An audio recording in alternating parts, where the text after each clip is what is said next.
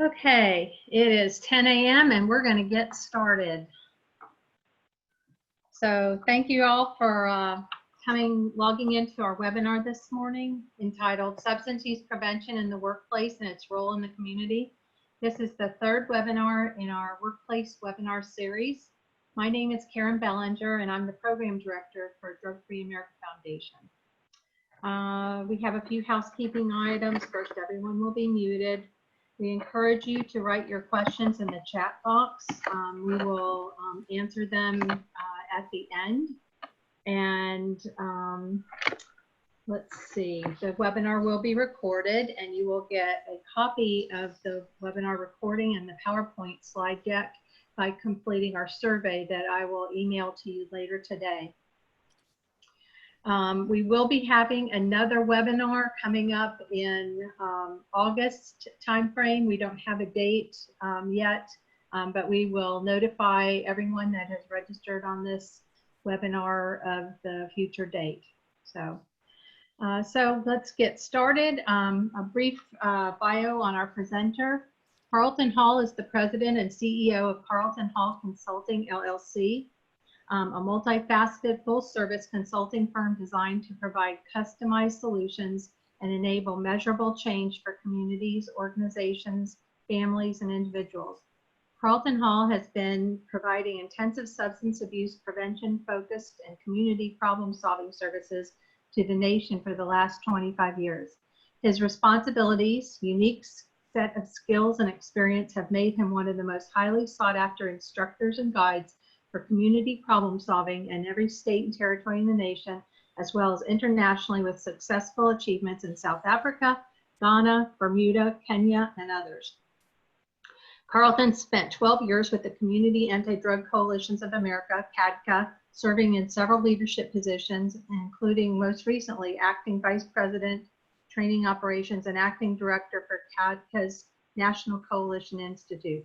In this role, Carlton provided critical leadership supporting the successful design and delivery of the community outreach component of the Drug Enforcement Administration's DEA 360 strategy in priority cities across the country. Carlton is one of the primary architects of CADCA's National Coalition Academy. The Academy, a year-long coalition development program, is designed to increase the effectiveness of communities and drug demand reduction, producing population-level outcomes. Currently, Carlton and the Carlton Hall Consulting team provide executive training and technical assistance and support to the Southeast PTTC Region 4. So welcome, Carlton. Thank you very much. All right. Can you hear me, Karen? Yes. Terrific. Can I share my screen now? Yes. Let's do this. Fantastic. Thank you so much for that. And I am so looking forward to this opportunity to speak with you all. Thank you. I am looking forward to having this conversation because I think one of the things that it offers, I believe, is an opportunity for those of us in the prevention field to look at an often overlooked tool of prevention, which is the drug-free workplace program, and how it might interact with all the strategies that we're trying to employ as preventionists, looking to mitigate substance misuse in our communities. And so I'm very much looking forward to the conversation. For those that have decided to participate with this, I'm hoping to make this as engaging and interactive as possible. I want to start off by sharing and offering my thanks to the Drug Free America Foundation, my good friends there, and the extraordinary work that they do internationally, as well as for and on behalf of our nation, as one of the premier leaders in policy and training for substance misuse prevention. Thank you so much for the opportunity. I want to start off by sharing why this conversation even I believe came to me as an important conversation to have. It actually started for me, as a thought that kind of started when I was providing a keynote presentation for another extraordinary organization, the National Alliance for Drug Endangered Children. This organization has as its primary mission to mitigate the dangers that are posed to children everywhere when they are exposed to physical or emotional harm as a result of the drugs use within their environment. And when I delivered the keynote for that organization on the exact same day, the Drug Enforcement Administration, the DEA, released a report that indicated that the opioid epidemic was fueled by a deluge of opioid pills throughout our nation that was even greater than had originally been presented. More than 76 billion opioid pills saturating almost every county within our communities, within our country. What that looks like graphically is what you see in front of you. And the reason I'm bringing this up is because if you see this map and you can understand this map as being the environment in which we all live, everywhere you see purple is in danger. Everywhere you see purple is in trouble. In fact, some counties, as noted here, are experiencing more than 150 pills per person per year to that degree. And what that really brought me to thinking about is the fact that there's a lot of purple on this map, indicating there's a lot of danger being posed to those that are within this environment. This became important to me because recently, and my good friends at Drug Free America Foundation know this, I became a grandfather, and as a grandfather, I have remarkable grandchildren. And when I visit my grandchildren in their homes, I noticed something that was extraordinary.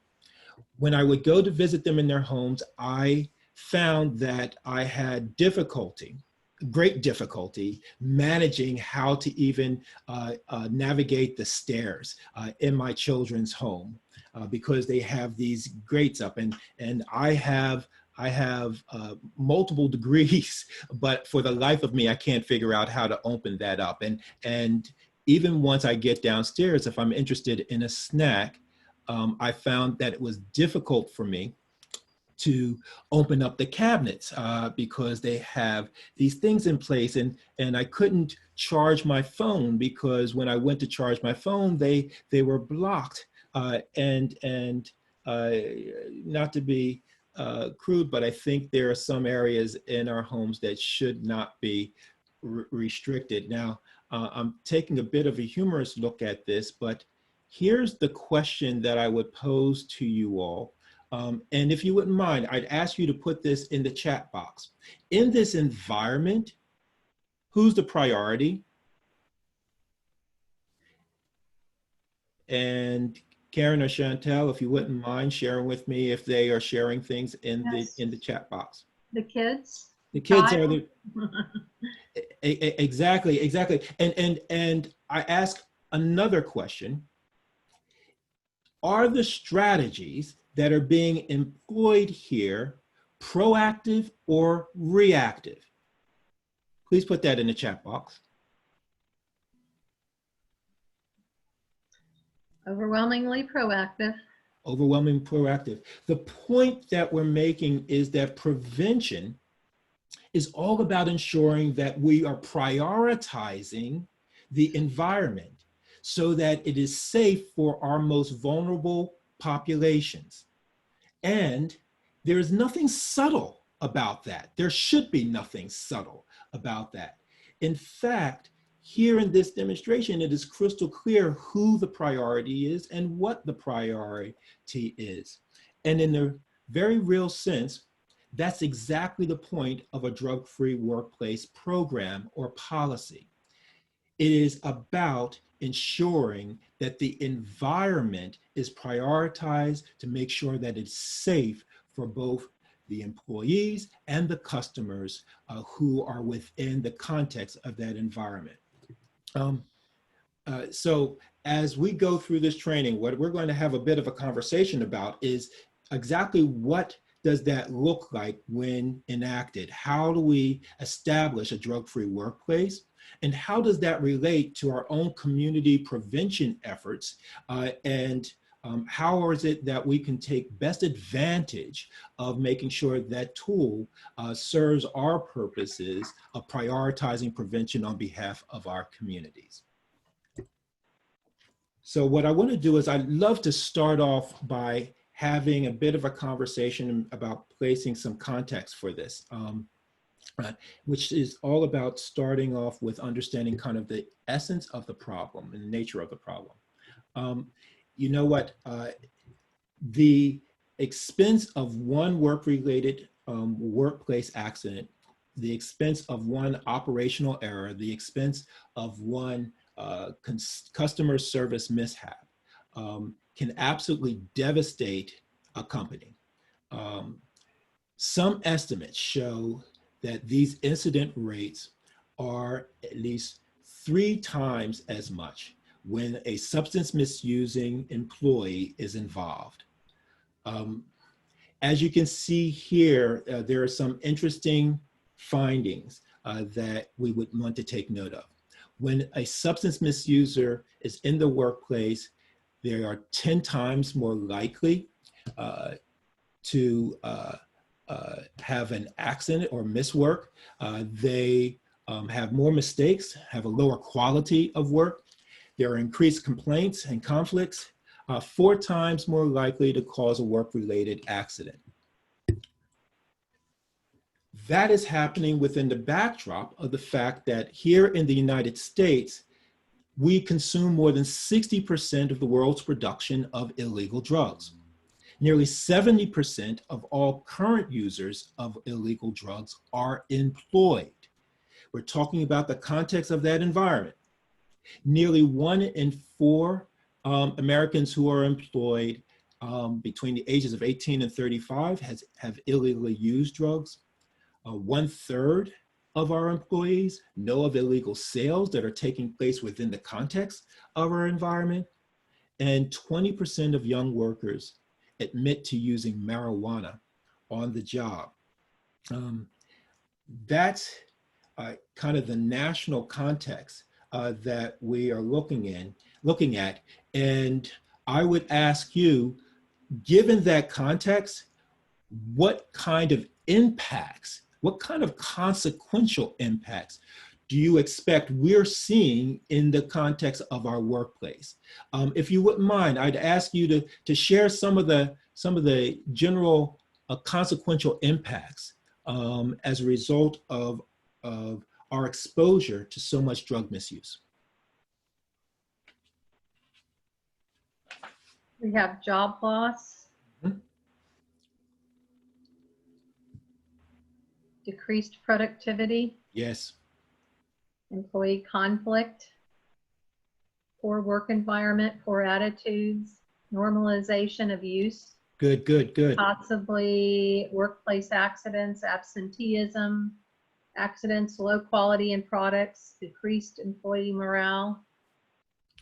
Absolutely, absolutely. And if you look at this listing, this list is not exhaustive. I would share that you could probably add many more to this list. But as you're looking at this, these are happening and taking place within the context of our community environment. And one of the things that I'd want everyone on this webinar to fully understand is that when we share and when we're talking about the workforce, that's not an abstract term.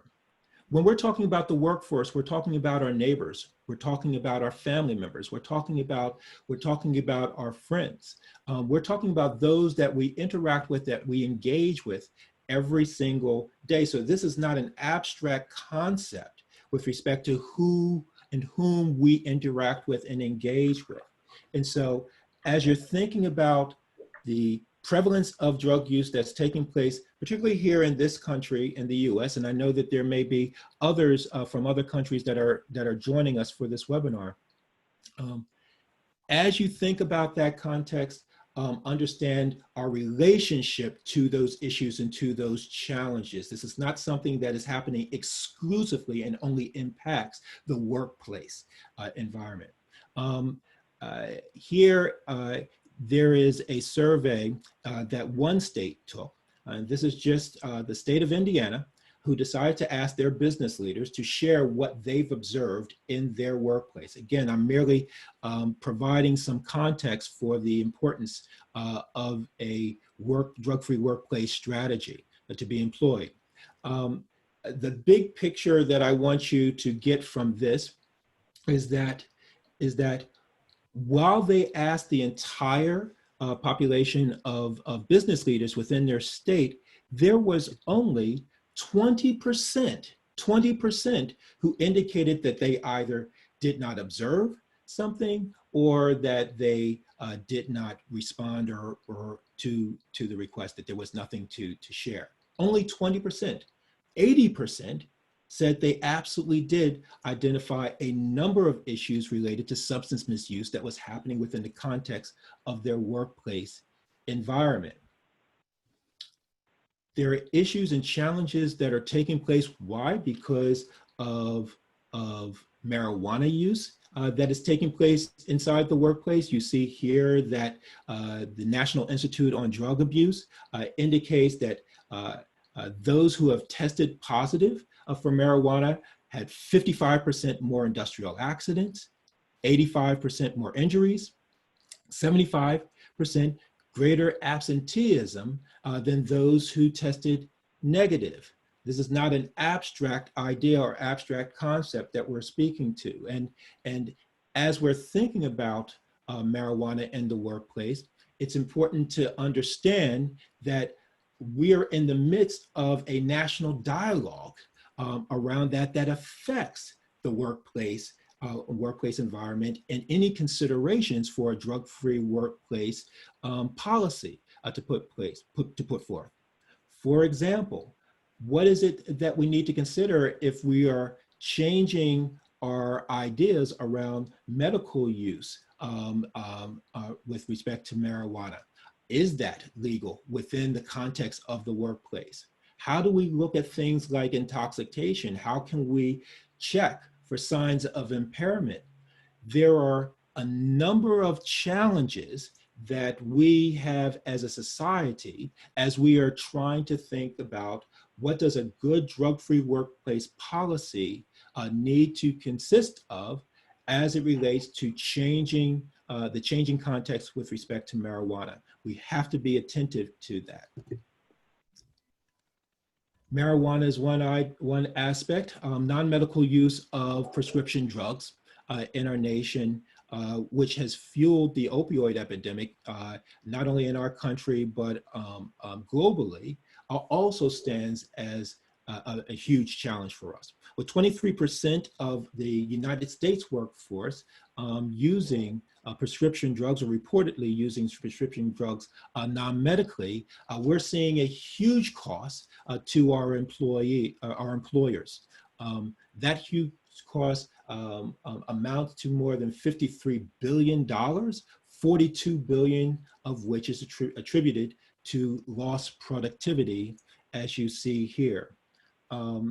And just so that you understand that that's not in the abstract, if we go back to that original survey that I shared with you for the state of Indiana, here you see the number of those that have indicated that the non-medical use of prescription drugs being an issue for them, with a tragic 5% of those who have identified overdoses that have taken place within the context of their workplace. The point that we're making here is that the huge consumption of illegal drugs or drugs used illegally here in our nation and in nations that are represented here on this call are having a huge impact on our workplace environment and context. Our friends, our neighbors, our family members who are within that context. And it is an area in which we can have some incredible impact upon should we look at that. And so I want to stop here and I want to ask this question.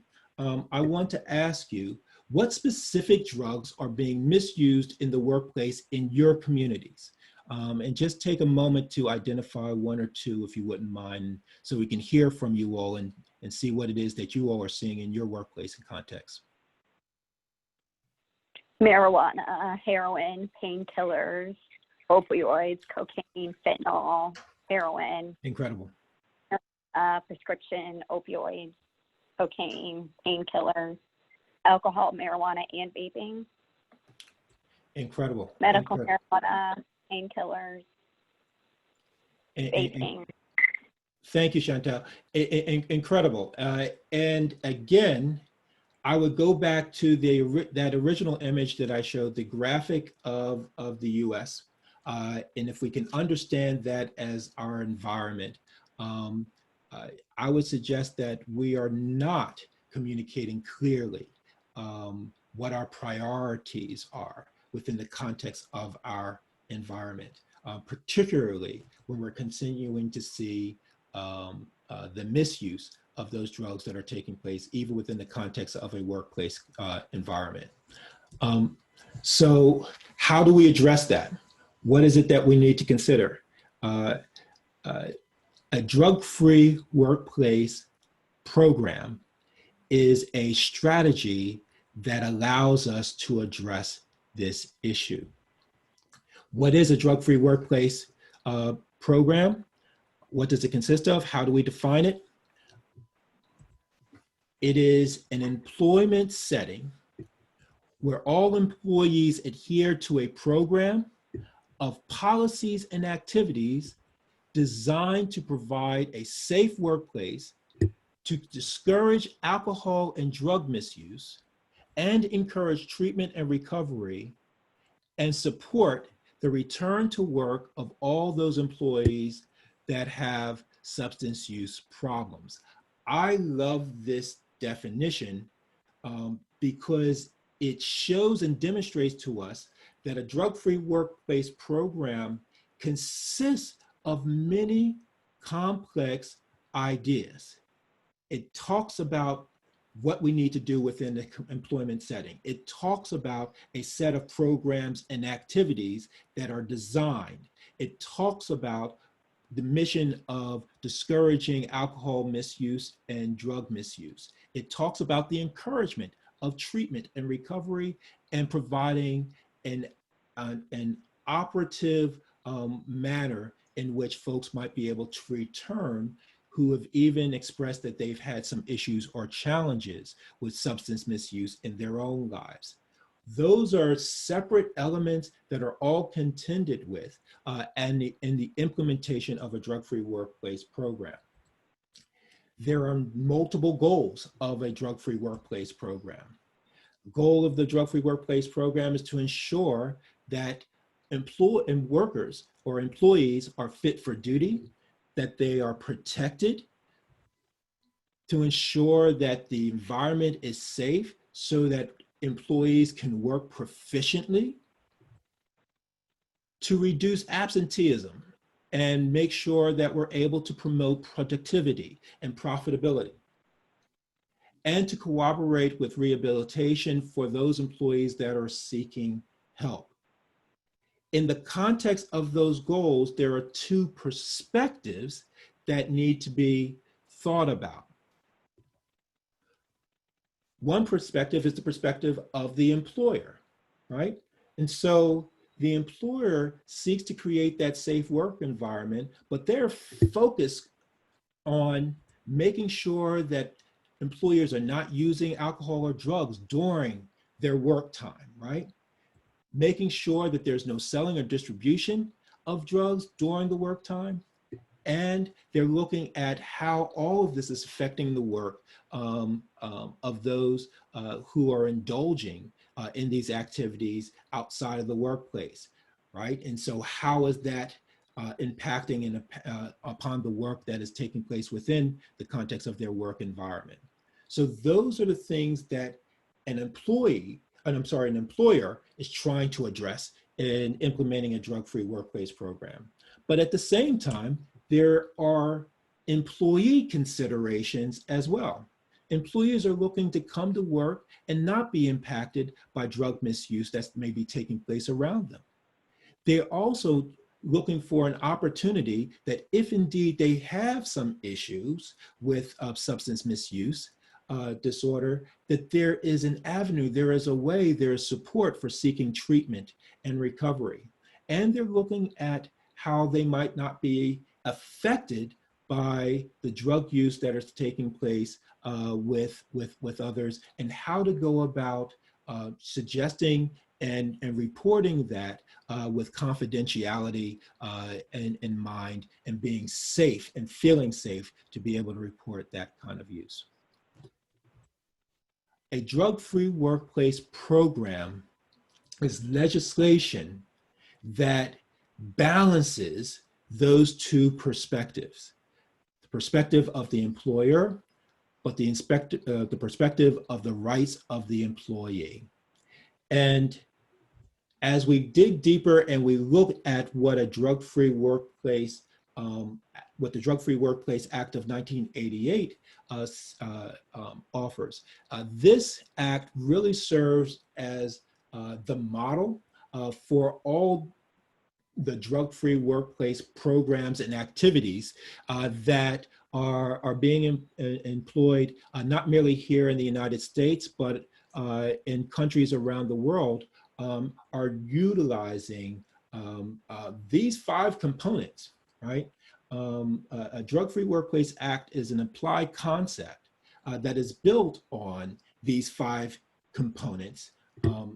Those 5 components are a drug-free workplace policy that needs to be in place, supervisor training that needs to be offered, the employee education, all employees need to be educated as well, drug and alcohol testing, and an employee assistance program.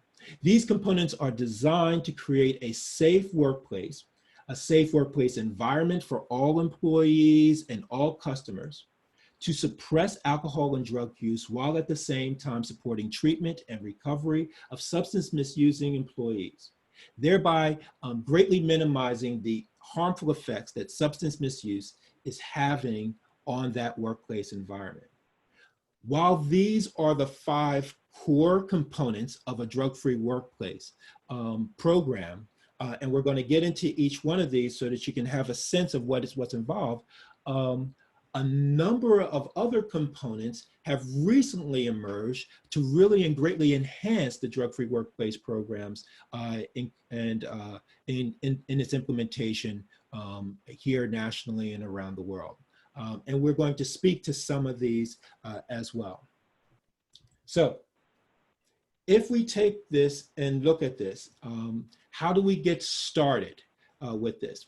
Well, it is imperative that we start by creating a written policy that clearly defines what drug or substance misuse actually means, and how to offer meaningful and accessible prevention tips, and to disclose how violations of the policy will actually be handled, right? The critical part of all of this is that once this is written, it must be enforced consistently and without bias. And so it is imperative that we start with a written policy.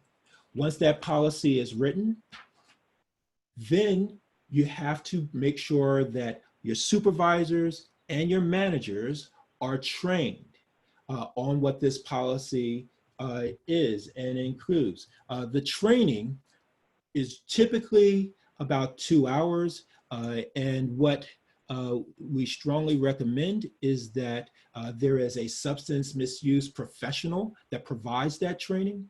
The training consists of a number of things. The training consists of looking at current trends, looking at signs of impairment. The training consists of looking at reasonable suspicion and how do you document and test for all of this.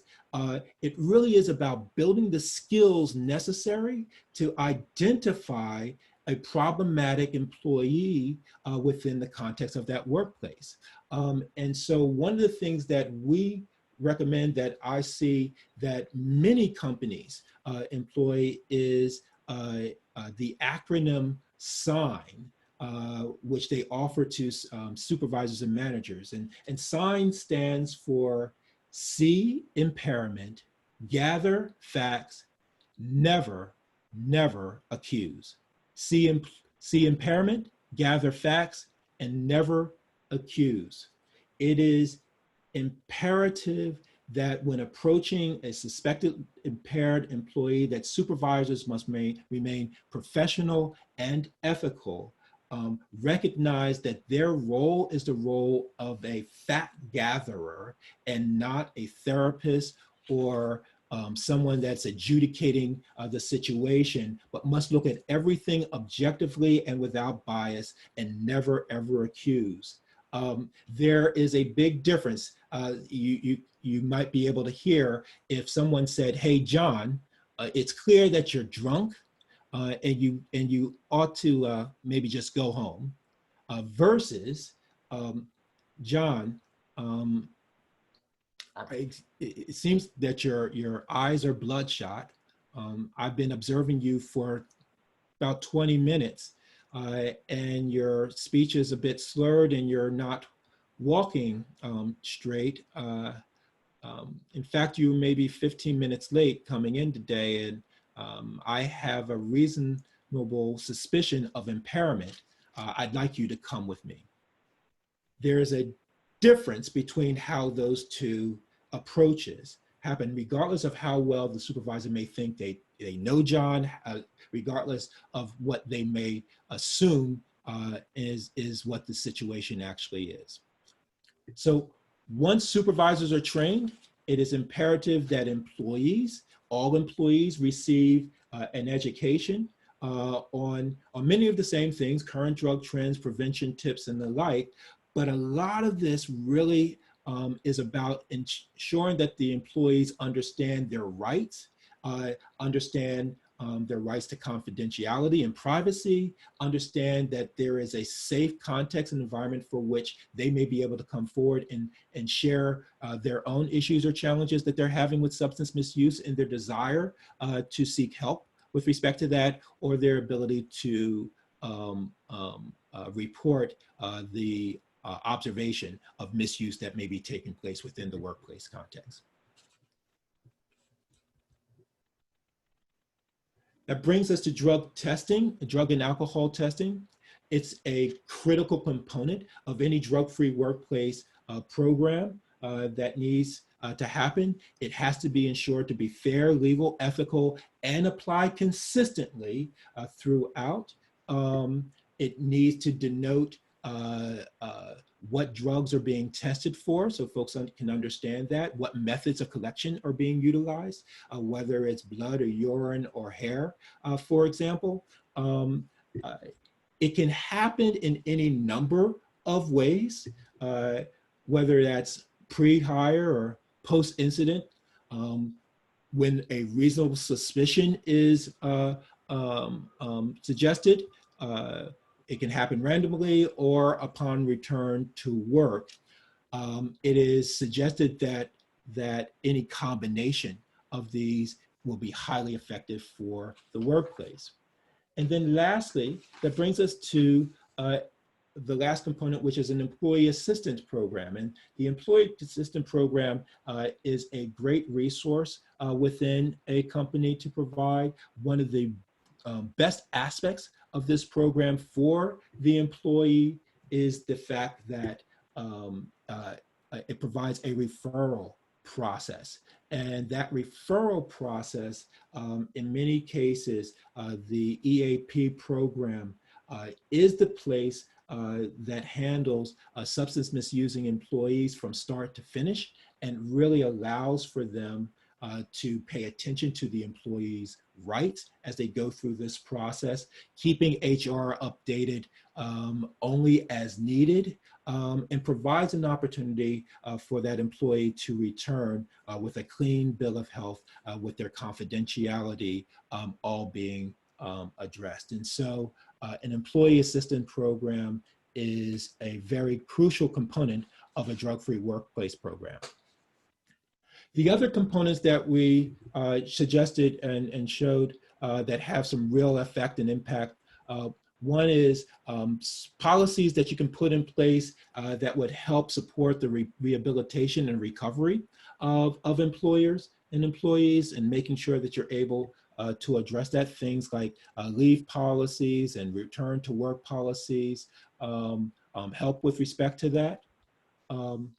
A employee wellness program that can be adopted within a workplace, really helping to promote health and wellness and abstinence from drug misuse to take place. And there are a number of ways that employers can put that in the context of their work environment, and other types of family-friendly policies such as paid and unpaid leaves, flexible work hours that all contribute to allowing folks to maintain a healthy environment to work in, free from drug misuse, or to mitigate the harms associated with those that are engaged with that.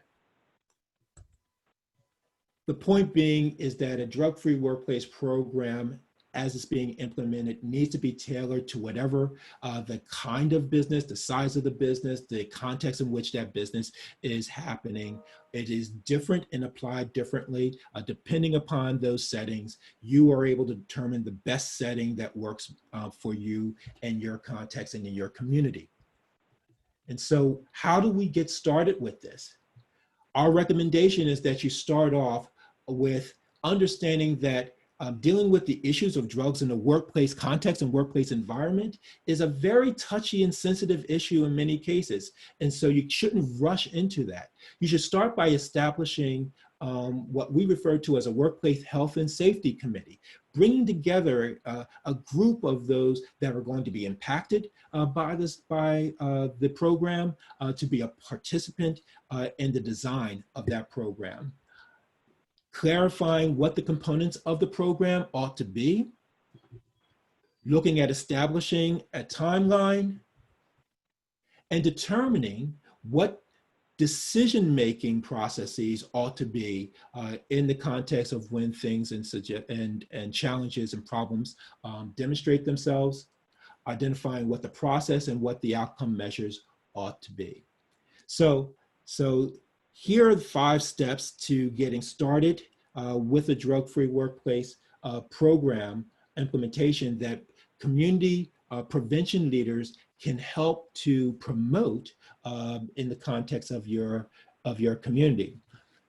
The benefits that you would want to share, that you want to offer, is to the employers: reduced health benefit expenses, reduced premiums, decreased absenteeism, increased work productivity. Those are all kind of the tangible things, but there are some intangible benefits as well that they can look at by the promotion of a drug-free workplace program. Improved morale, decreased disciplinary actions, and the commitment being shared among all of your employees that they are committed to the health and safety and well-being of their fellow employees within the context of that environment. So I shared about the problem. I shared about the components, what we defined a drug-free workplace program, and we defined the components of that drug-free workplace program. This is a poll that I'd like to offer. Does your community recognize the problems and consequences of drugs in the workplace? Yes or no?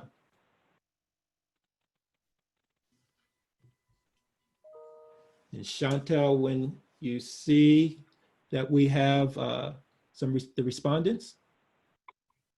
Yeah, so it looks like about 63%, 60-ish percent say yes, and 40% say no. Got it, got it, got it, got it, got it. So there's some work that we all ought to be able to do. And this is actually where we're coming to now, right? Is the fact that what is our role in helping to promote this very important program and practice and strategy that can really enhance our prevention efforts within our community. The big idea that I want to provide for you all here is the fact that a drug-free workplace program is really it can be a force multiplier for our community prevention efforts, in that it aligns very nicely with the goals and the intent and the strategies that we have employed as preventionists within our communities, such as addressing all the aspects of the continuum of care, reaching specific hard to reach populations, and promoting healthy norms within the context of our society in ways that are probably more effective than some of the campaigns that we have.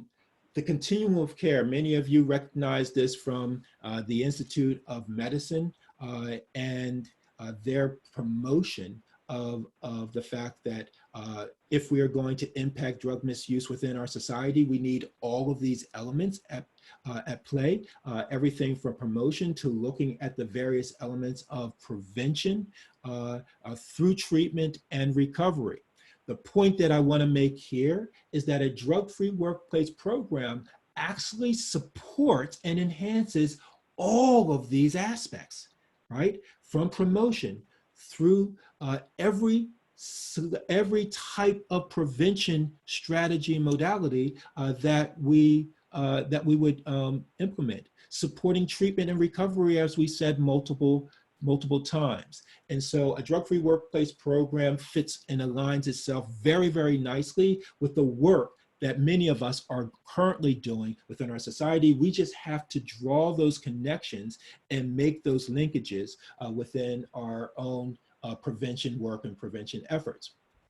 Secondly, there are those segments of our society that we know have traditionally been hard to reach, such as the 18 to 24-year-olds within our populations, right? A drug-free workplace program, why? Because that's where they are. They're working. In the context of that work environment, they are receiving information about drug use and its consequences. There's a clear standard that's being established, and there's an opportunity for them to have access to resources and interventions in a way that is accessible to them. For those of you interested in the risk factors that this might address, community norms, laws and enforcement, favorable attitudes, availability, and the protective factors are very, very clearly stated with respect to a drug-free workplace program. But not only that set of individuals, but parents are also those that are supported through a drug-free workplace program. Why? By providing up-to-date information about current uses and trends, looking at ways in which they might be seeking help and support, and looking at the family-friendly workplace policies that will allow for the dealing of the issues and challenges that may be occurring in our family. All of this can happen within the context of a drug-free workplace program or policy. Here are the risk factors that could be associated with, and here are the protective factors that you would want to consider as you're doing this. And lastly, how many of us have consistently said that it's very difficult for us to engage the business sector within our coalitions or our community prevention work efforts? Well, a drug-free workplace program and helping to promote drug-free workplace programs within your community is a perfect way to align your interests and your goals with those of the business sectors within your community. Again, allowing for the opportunity for you to align your strength, your resources to a need that they may have. training of employees, looking at supporting and providing support and resources for their family-friendly workplace programs and strategies are just a couple of ways in which all of this can happen. A number of employers are using strategies such as creating a drug awareness day for all of their employees, as an example. You can partner in that regard. And so there are a number of ways that the community can link up in the support of a drug-free workplace program in a way that provides a force multiplier for your prevention efforts. And here again are the risk factors associated with that. And so what I want to do is ask you one last question. What are the current efforts in your community? You don't have to put this in the chat because we're getting ready to go to a Q&A period. But I just want you to consider, what are some of the current efforts in your community that are being utilized to address the drugs in the workplace? Are you aware of them? As you're thinking about that, I simply want to just offer that the main point of this is the fact that our workplaces are impacted. Our workplace provide the context to reach our society. It is a way to give and offer tools that would help promote prevention goals that you all have and improve and increase the productivity, the health and the well-being of those that are within the context of that workplace. A drug-free workplace program and strategy is directly aligned with the prevention efforts that many of you are employing. And this was a conversation to hopefully bring that to the fore of your attention. I really would want you to consider what you will do with this information to be able to help promote drug-free workplace programs and practices in your community. Do you see your role with promoting that now in a way that you might not have before this webinar? That is my hope. That is my desire. The reason why all of this is vitally important, vitally necessary in my regard, is because we are living in some incredibly important times.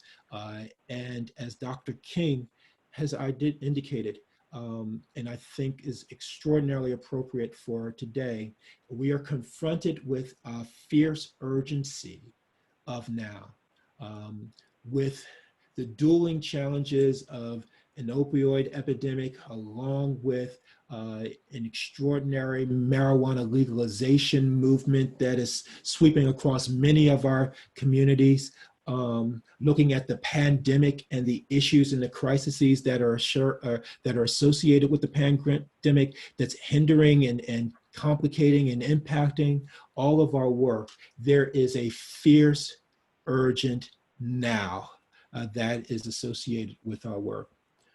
And so I mentioned my grandchildren. I want to share with you that they are the reason why I do this. And so Ethan and Callie and the twins, Carmen and Valentina, on their behalf, I thank you for your time. I thank you for your attention to this. And Karen, I'm going to turn this over to you for Q&A that we might have for the remainder of our time. Thank you all very much. Well, thanks so much, Carlton. You have such a wealth of knowledge, and I'm certain that that was very much appreciated by our participants. So we'll now start with the questions. If you have one to ask, you can please use the Q&A function or the chat box. Unfortunately, my computer screen has gone blank, so I cannot read it. So Chantel will read. This was a little bit of a surprise, but Chantel will read, and then between Carlton and myself, we can get these answered. So. Yeah, so the first question we have is, what would you say to the businesses who are resistant to have a policy because of how it discourages staffing? My home community has many who won't apply for a job if they know the company does drug tests, and those companies go short-staffed for years at a time. and are unsure how to strike a balance or avoid low staffing numbers for doing the right thing. So what would you say to the businesses who are resistant to have? No, it's a really important question. And what I would offer is that there's been some empirical evidence that has shown that, particularly in the US, that there are those who are managing and working, managing may not be the best way of saying it, but who are living with the challenges and the issues of substance misuse and substance use disorder. And there is empirical evidence that suggests that in many cases, those who are contending with those issues and those challenges actually seek out employers who do not have a drug-free workplace program in place, who do not test. It is actually counter what it is that the questioner is kind of bringing up. And so when I would have a conversation with that employer, I would share that that is part of what's taking place, and that putting in place something like drug testing really is about achieving two goals. One is that you're wanting to weed out, if you will, those that might bring that substance misuse problem and issue into your workplace environment. Secondly, it is a way of sending a very, very clear message as to what's accepted and what's not accepted within the context of your workplace. And so I would suggest that there are more benefits to a drug-free workplace program and drug testing in the workplace environment and context than there are detriments. I would also add that that the focus may need to be on the industry, not the particular employers, and getting the industry kind of on board to do this. We've dealt with some associations of electrical workers and plumbers here in the past, and that's an ongoing issue, especially for some of the skilled trades, that it is difficult to find persons who can pass a drug test, but yet the industries are, some of the industries are required to do drug testing especially for certain contracting jobs. Probably the best contracting jobs, the ones that are the most lucrative, require that. And so I just think that that might be another option to look at and to get in with the industry associations and to make changes in your community. Absolutely. Amy, do you have anything to add to that?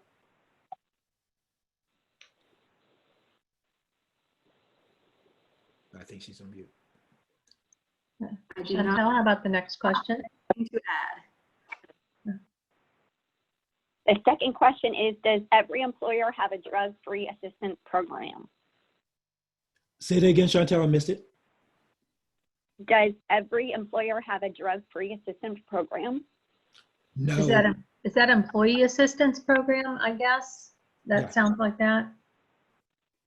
Yeah. I'm assuming it. Yeah, if they're referring to the employee assistance program, I think I heard two things, and I'll try to answer both. One, no, every employer does not have a drug-free workplace program in place. That's number one. Number two is a drug-free workplace program is made up of a number of components. An employee assistance program is one strongly recommended component of a drug-free workplace program. And no, not all employers who have a drug-free workplace program in place also have an employee assistance program. In some cases, there are costs associated with that that the employers have to kind of figure out and contend with how they address some of those costs. But there are a number of strategies to employ to make it affordable for many employers. So that's my answer. Karen, do you have anything else to add? Just that that is not generally in the states that have the workers' compensation premium credits, which I don't know if you mentioned anything. I'm guessing not. There are some states that have a special discount for having a comprehensive drug-free workplace. And there's probably about a dozen states in our country that have that. But not all of them, none of them require that program, but it is considered one of the, having a source of where employees can get assistance is important. But there are other features that can be utilized, just having employers that know where somebody can get help, or, whether it's a list of treatment locations in the area that you're in, or other services in your community. That's an important thing. So I work with employers to try to develop that and kind of come up with some ideas on that. That's fantastic. So that's it. And then we have one more question. The last question states, is there a certification required for someone to be able to deliver drug-free workplace training? Nope. Karen, I'm going to defer to you. Go ahead. Yeah, there is not. Yeah. And we have lots of people, whether it's in coalitions. The main part of the training is probably just the basic employee education, and that really comes from the employer. Explaining to the employees what the parameters are of their workplace policy, what are the kind of general procedures, what are the features, like for example, if they had an employee assistance program, how that's a benefit to them and what they can do, and just some of the, what their options are. Every business is different as far as what they have and what their options are. If they're in an industry that has a union involvement, sometimes there are benefits through the unions and things like that. So, let's see, did I get that? Did I get that pretty good? Yeah, from my vantage point, yes. I would simply say this to those that are still on the call. The Drug-Free America Foundation, they're the gurus on this, right? And with respect to their ability to provide resources, extraordinary resources, with any host of your prevention, treatment, and recovery needs. And so even after this, please reach out to Amy, reach out to Karen, reach out to Chantel to address some of those questions, this extraordinary resource. Right.